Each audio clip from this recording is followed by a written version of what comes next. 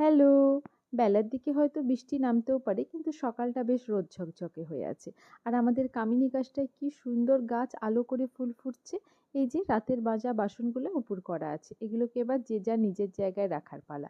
ন্যানোকে school পৌঁছে চলে এসেছি, এবার আমি স্কুল যাওয়ার প্রস্তুতি শুরু করব। তার আগে একটু শান্তি করে চাটায় চুমুক দিয়ে নিই।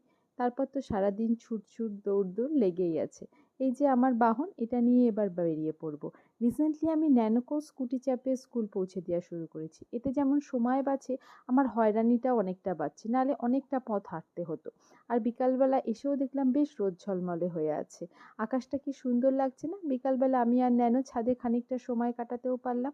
আজকে সন্ধ্যেবেলা বেশ চটপাটা খেতে ইচ্ছা করছিল। কি বানানো যায়? বাড়িতে বেশ কিছু বোনলেস চিকেন বানানো পড়েছিল। চিকেন পকোড়া বানিয়ে ফেললাম। এই প্রথম ন্যানো বেশ এনজয় করে আমাদের সাথে চিকেনটা খেলো। আজকের মতো তবে এটুকুই। দেখা হচ্ছে। টাটা।